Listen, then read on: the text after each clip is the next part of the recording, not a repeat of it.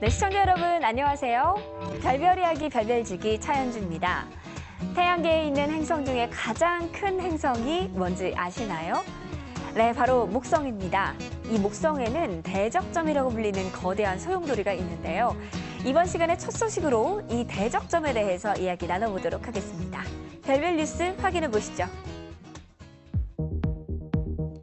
목성의 대적점이 점점 쪼그라들고 있는 것으로 드러나 배경에 대한 궁금증이 전 세계 천문학계에서 커지고 있습니다. 미국 항공우주국 나사는 허블 우주망원경이 최근 촬영한 사진을 분석한 결과 목성 대적점의 가장 긴 축 지름이 16,495km로 측정됐다고 밝혔습니다. 이번에 측정된 대적점 값은 그동안 이를 측정한 결과 데이터 가운데 가장 낮은 수치라는 게 나사 측의 지적입니다. 나사는 대적점이 쪼그라들고 있는 건 작은 소용돌이가 약간씩 사라지고 있다는 뜻이라며, 그러나 이 같은 현상이 생기는 정확한 원인에 대해선 아직 알 수 없다고 말했습니다. 네, 대적점은 오랜 시간 동안 큰 변함없이 모습을 유지해 왔는데요. 그런데 최근 관측 결과 그 크기가 점점 작아지고 있다고 하죠. 이러다가 혹시 사라지는 건 아닐까요? 네, 오늘도 이태원 교수님과 함께 이야기 나눠보겠습니다. 네, 교수님 안녕하세요. 네, 안녕하십니까. 네, 점이 점점 줄어들고 있다고요. 네, 이 대적점, 목성을 망원경으로 보신 적이 있는 분이라면 그 적도 아래쪽에서 둥근 그 붉은색 점을 꼭 보셨을 거예요. 네. 사진으로 보셨죠? 네, 트레이드 마크잖아요. 네, 그렇죠. 이게 천문대 가서 이제 망원경으로 목성을 보면 와, 이런 게 있었네 싶을 정도로 굉장히 잘 보이는 겁니다. 1800년대부터 이제 목성의 대적점이 관측이 되어 왔는데 처음에는 이 큰 폭의 지름이 4만 킬로가 넘었다 그래요. 네. 지구의 지름이 13,000 킬로 정도 되거든요. 오. 지구보다 훨씬 컸죠. 네. 근데 이것이 점점 작아져가지고 최근 관측 기록을 보니까 16,500 킬로 정도. 그러니까 지구보다 조금 더 큰 정도가 되죠. 거의 4분의 1로 줄어들었네요. 그렇죠. 그러니까 4분의 1 가까이 줄어드는데 이게 거의 1년에 1,000km씩 줄어들고 있다는 거예요. 예. 왜 그런지 아직 뭐 정확히 밝혀지진 않았지만 이게 결국 이 대적점이라고 하는 것은 목성의 태풍이에요. 네. 그 목성의 그 표면의 대기들이 흐름의 반대쪽으로 도는데 이 안에서는 뭐 초속 한 100m 정도의 바람. 초속 100m라고 하면 지구에 태풍이 올 때 초속 한 30, 40m. 잘 아시죠? 예. 초속 100m 굉장히 센 바람이잖아요. 그렇죠. 예, 그래서 이런 강한 바람이 불고 있는데 이것이 이제 점점 줄어들고 있다. 결국은 이 어쨌든 목성 대기의 현상이기 때문에 네. 과거에는 왜 이 목성의 대적점이 항상 그대로 있을까? 이게 또 의문이었거든요. 예. 태풍이라면 생겼다 없어지는 게 정상인데 네. 수백 년 동안 그 모습이 그대로 있으니까 근데 정말 줄어들고 있어요. 그래서 물론 이제 아직도 많은 학자들이 이것이 사라질 거라는 것에 대해 동의는 하지 않지만 네. 이대 추이로 간다면 정말 몇십 년 후에는 못 볼 수도 있어요. 목성을 볼 때 제일 아름다운 게 이 대적점이거든요. 그렇죠. 토성에는 고리, 목성에는 대적점인데 대적점이 없는 목성 사실 상상은 안 되거든요. 맞아요. 네. 정말 이게 작아지고 있다라는 게 저는 실감이 나지는 않는데요. 네네. 만약에 이 대적점이 정말 이러다가 없어질 수도 있을 것 같아요. 그렇죠. 그러면 근데 우리나라의 지구에는 영향이 네. 없는 건가요? 뭐 특별한 영향이 없죠. 그러니까 이 대적점에서 부는 바람이 우리한테 영향을 주는 것도 없고 네. 목성 자체의 중력은 변화가 없기 때문에 단지 이제 목성의 어떤 대기 흐름의 변화가 오기 때문에 뭐 특별하게 목성 주위에서는 영향이 있을지 모르겠지만 뭐 지구에는 특별한 영향이 있을 수가 없을 겁니다. 뭐 목성 대기 쪽에 있는 생명체가 없을 거니까 특별한 영향은 없을 것 같고요. 아무튼 우리가 바라보는 목성, 그 아름다운 모습에 대적점이 사라진다는 거, 줄어들고 있다는 거 상당히 좀 안타까운 얘기긴 해요. 맞아요. 근데 이제 이 우주라는 것 자체가 가만히 있는 것처럼 생각이 들더라도 계속 변하고 있거든요. 그래서 목성의 대적점. 이렇게 저도 제가 그 처음 목성을 본 게 이제 지금부터 한 30년 이상 전이니까 네. 그 당시에 지금부터 한 10,000km 가까이 컸던 것 같은데 이게 이렇게 많이 줄어들었나. 그래서 제가 요새 좀 목성을 좀 더 자주 봐야 되겠다. 사라지기 전에 좀 많이 봐야 그러니까요. 되니까. 최근 한 몇 년 사이에 이렇게 줄어든 거면요. 앞으로 정말 네. 찾아보기 힘들 정도로 그렇게 줄어들 수도 있을 것 같습니다. 네. 목성의 가장 두드러진 특징이다라고 하면 표면에 보이는 여러 개의 줄무늬와 큰 대적점인데 이게 아마 사라진다면 아마 태양계에서 가장 큰 뉴스가 되지 않을까 싶습니다. 하지만 아직까지 소멸이 될 거다라고 점치는 과학자들은 많이 없다고 하니까요. 더 작아지기 전에 목성 관찰하시는 게 좋을 것 같습니다. 네, 오늘의 별별 뉴스는 목성 대적점에 대한 소식 알아봤고요. 별별 뉴스에서 다음 시간에 전해드릴 새로운 소식도 기대해 주시기 바랍니다. 수없이 많은 별이 빛나는 이곳은 칠레. 더 정확하게는 칠레 아타카마 사막의 차이난토르 고원입니다. 이곳은 해발 5,000m가 넘는 세계에서 가장 건조한 지역 중 한 곳인데요. 그러다 보니 지구에서 가장 깨끗하게 우주를 바라볼 수 있는 곳이기도 합니다. 그래서 이곳에는 지름 12m와 7m 크기의 안테나가 무려 66개나 설치되었다고 하네요. 그럼 우주를 바라보는 66개의 눈이 보내줄 아름다운 우주, 기대해 볼까요? 와, 이 거대한 안테나들 위로 은하수가 쫙 펼쳐진 모습이 정말 아름답습니다. 네, 지금 이곳은요, 칠레 아타카마 사막인데요. 아타카마 사막은 해발 5,000m의 고원지대입니다. 공기 밀도가 해수면의 절반 정도밖에 안 된다고 하는데요. 교수님, 세계 최대의 천문 시설이잖아요, 알마. 네, 네. 정말 멋있는데요. 네, 이 전파환경 이 66대가 이렇게 쫙 나열된 거거든요.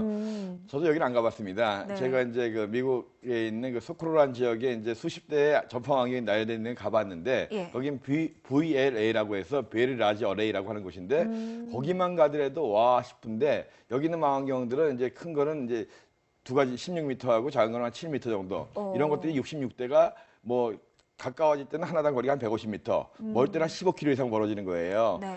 그런 것들이 한꺼번에 움직이니까 정말 장관이죠. 예. 근데 이제 그 위로 은하수가 펼쳐지니까 정말 멋있잖아요. 멋있네요. 네, 그래서 이 알마라고 하는 것은 이제 그 칠레 아타카마 사막 위에 있는 건데, 그래서 알마는 아타카마 라지 밀리미터 이 어레이라는 그 약자거든요. 그래서 네. 아타카마 고원에 있는 그 밀리미터 팔을 볼 수 있는 거대한 전파망원경들의 그 배열들을 갖다 타는 거예요. 그래서 이렇게 66대의 망원경을 이용해 가지고 허브루즈 망원경보다 10배 이상 더 높은 그런 해상도로서 우주를 관찰하는 건데요. 우리가 보는 그런 거는 가시광선이라고 하죠. 네. 여기는 가시광선을 보는 건 아니지만 이제 밀리미터나 밀리미터보다 작은 그런 전파를 관측하는 거예요. 그래서 전파로서 이제 우주에 있는 모습들을 관측하는 건데요.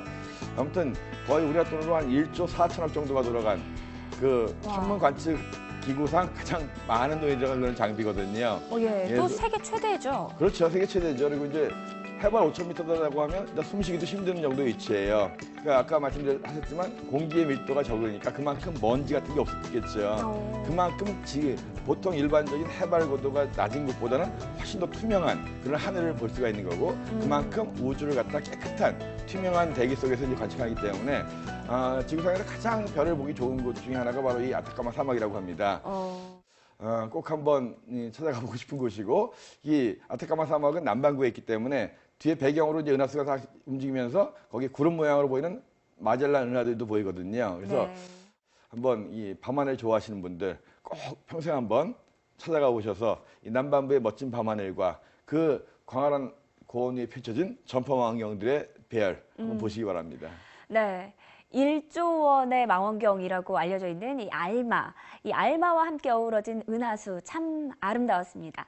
네, 신기하고 재밌는 영상으로 찾아오는 와우 천문 영상. 네, 오늘은 1조 망원경 알마에 대해서 알아봤습니다. 다음 시간도 기대해 주세요.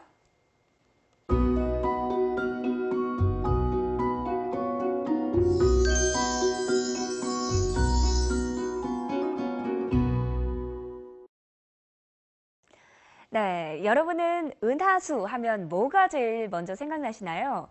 네, 저는 아무래도 서로 사랑하는 견우와 직녀를 갈라놓은 강이라는 생각이 제일 먼저 드는데요. 도심 속을 벗어나서 맑은 시골의 밤하늘을 올려다보면 하늘을 길게 가로지르는 은하수를 볼 수가 있습니다. 이번 시간에는 멋진 은하수가 하늘을 가득 채운 사진 소개해 드릴 텐데요. 연세대 천문동아리 양원선 학생이 보내준 사진입니다. 지난해 10월 가평에서 만난 은하수인데요. 하늘을 가득 채운 모습이 참 웅장하고요. 또 반짝이는 별이랑 정말 잘 어울리죠. 와, 정말 도시에서 보기 어려운 아름다운 밤하늘인데요. 셔터를 누르면 누르는 대로 작품이 만들어지는 것 같습니다. 네, 교수님은요, 은하수 하면 어떤 게 제일 먼저 떠오르세요? 네, 사실 저희 어렸을 때만 해도 은하수를 많이 봤거든요. 실제로 시골 하늘에서 저런 은하수 보신 적이 거의 없으실 거예요. 맞아요. 아까 뭐 앞에 멘트에서는 찍으면 찍는 대로 이렇게 나온다고 하셨지만 실제로 요즘은 시골 가더라도 저렇게 사진만큼 아름다운 은하수를 보기는 좀 힘들어요. 우리나라에서는. 저도 이렇게 아름다운 건 그렇죠. 처음 왜냐하면 봤어요. 우리 눈으로 볼 때는 저 정도로 안 보이는 이유는 주위에 이제 불빛도 좀 있고 그다음에 완벽한 하늘이 안 되기 때문에 사진은 노출을 오래 준 거예요. 네. 그래서 노출을 오랫동안 주다 보니까 어두운 게 좀 더 밝아져서 보이는 거고. 근데 제가 이제 어렸을 때 저는 강원도 살았기 때문에 시골에서 은하수를 많이 봤는데 그때만 하더라도 은하수가 정말 예쁘다 이런 생각을 별로 못했어요. 당연한 거여서. 그렇죠. 이제 서울 생활을 하다가 이제 나중에 제가 본격적으로 별을 보면서 정말 은하수 정말 예쁘다고 느꼈던 게 대학교 때 이제 별을 보는 동아리에 들어갔다가 지리산에 처음 갔는데 예. 지리산 계곡에서 소나기가 온 다음에 이 소나기 온 다음에 하늘도 깨끗해졌는데 거기에 은하수가 보이고 거기에 별똥별이 떨어지니까 와 저는 그때 봤던 은하수가 가장 아름다웠다는 생각이 되고 또 이 은하수도 남반구에서 보는 은하수와 북반구의 은하수가 좀 틀려요. 앞에 우리가 이제 알마의 은하수를 보셨잖아요. 네. 남반구가 훨씬 북반구보다는 아름답습니다. 왜냐하면 은하수라고 하는 것은 우리 은하의 모습을 우리가 그 속에서 바라보고 있는 건데 그렇죠. 은하의 중심 부분에 별이 많을 거 아니에요. 예. 그 중심 부분이 북반구가 아니라 남반구에 있거든요. 그래서 남반구에 가서 보면 훨씬 더 은하수가 화려해요. 그리고 와 할 정도로 별이 많아가지고 이게 정말 사진이야? 실제 화면이야? 이럴 정도로 별이 많이 보이거든요. 그렇군요. 북반구보단 남반구가 훨씬 잘 보인다라고 하셨는데 예. 그렇다면 잘 보이는 계절은 있나요? 그렇죠. 이제 우리가 은하의 중심을 바라볼 때 그 바라보는 계절이 여름이에요. 네. 그래서 여름의 한밤중에는 은하의 중심을 바라보기 때문에 우리 눈으로는 여름철 계절이 더 잘 보이는 거고 네. 남반구에 가면 겨울이겠죠. 우리가 여름이 거긴 겨울이니까. 네, 우리나라에서 보기엔 여름이 좋다. 그렇죠. 그래서 6월서부터 한 8월 정도가 한밤중에 이제 은하수를 보기 가장 좋은 때거든요. 네. 그리고 이제 그 남반구로 가서는 이제 어차피 시기는 그러니까 시기는 마찬가지고 거긴 단지 겨울이라 뿐이고 그다음에 남반구에서 잘 보이는 이유는 은하의 중심이 남반구에 있기 때문. 여름에 잘 보이는 이유는 바라보는 그쪽에 바라보는 시각 지구에서 바라볼 때 은하의 중심을 바라보는 때가 바로 여름이기 때문이라는 거고요. 그렇군요. 네, 여름밤에 이 하늘을 수놓는 별들의 강 은하수. 네, 이번 여름은요, 시작부터 더위가 기세가 심상치가 않은데요. 이제는 밤에 좀 선선해졌습니다. 이 선선한 밤에 두런두런 모여 앉아서 하늘도 보고 요즘이 또 은하수 제일 잘 보이는 시기라고 하니까요. 은하수 사진도 노출 길게 해서 찍어보는 여름의 낭만 느껴보는 것도 좋을 것 같습니다. 네, 별에는 밤은 여러분의 소중한 자료 기다리고 있습니다. 여러분이 직접 보내주는 사진과 영상으로 만들어지니까요. 주저하지 마시고 지금 아래쪽에 보이는 주소로 소중한 사진과 영상 보내주시기 바랍니다.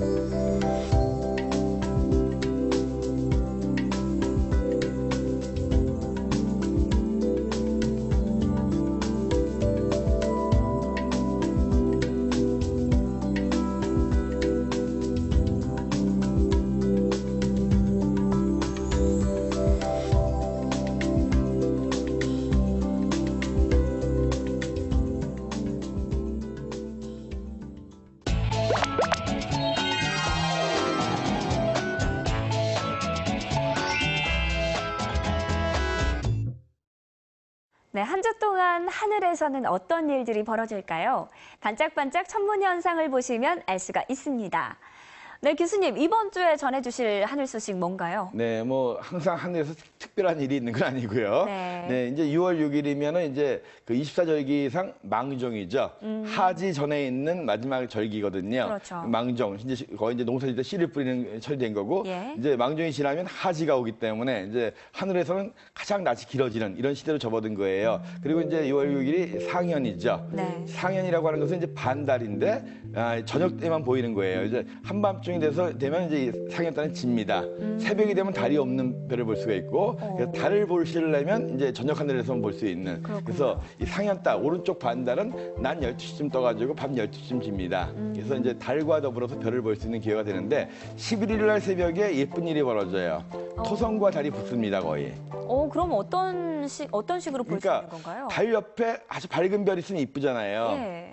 이 토성이라고 하는 행성은 굉장히 또 밝게 보이거든요. 아. 우리가 이제 해와 달을 빼고 제일 밝은 게 보통 이제 금성, 네. 그다음 목성, 그다음에 토성 정도 되거든요. 오. 그래서 토성도 일반 별보다는 훨씬 밝아요. 그래서 그 토성이 현재 있는 별자리가 천칭자리 근처에 있는데 네. 한밤중에 달 옆에 예쁜 밝은 별 같은 게 있다.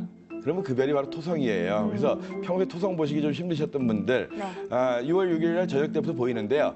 하여튼 그 새벽이 제일 많이 붙고요. 밤부터 가까워져서 새벽에 좀 제일 많이 붙었다가 조금씩 멀어지죠. 예, 그래서 아무튼 달 옆에서 제일 밝게 보이는다. 뭐라고요? 토성. 예, 토성인데요. 행성과 보통 사람들이 별을 잘 구별이 안 돼요. 같은 점으로 보이니까요. 그렇죠. 별과 행성을 구별하는 방법. 별은 반짝반짝거립니다. 반짝반짝 작은 별. 네. 행성은 반짝거림이 없어요. 왜냐하면 별은 망원경으로 보더라도 점밖에 안 되잖아요. 네. 별이 반짝이는 것은 이 별빛이 대기를 통과하면서 먼지나 이제 공기 입자와 부딪혀서 흔들리는 건데요. 행성들은 가까워 있으니까 면적이 크게 보여요, 사실. 예. 조금만 흔들려도 전체적으로 보면 별로 흔들리는 게 아니거든요. 하지만 점은 조금만 흔들려도 다 흔들리는 거잖아요. 그렇죠. 그래서 똑같은 밝은 별 같은 게 보이는데 하나는 반짝거리고 하나는 반짝거림이 없다. 그러면 반짝거림이 없는 것이 행성이죠. 예, 그게 예. 바로 이제 토성이 되겠네요. 네네. 네, 오늘 전해드린 천문 현상 여러분도 꼭 한번 찾아보시기 바라고요. 하늘과 더욱더 친해지시면 좋을 것 같습니다. 다음 주에 찾아오는 천문 현상도 기대해 주시기 바랍니다.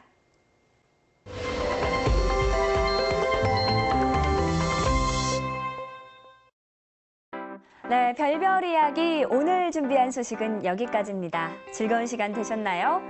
다음 시간에도 재미있고 알찬 소식들 가득 준비해서 찾아뵐 테니까 기대해 주시고요. 별별 이야기 다시 보고 싶으신 분들은 YTN 웨더 홈페이지와 애플리케이션에서 찾아주세요. 시청해주신 여러분 고맙습니다.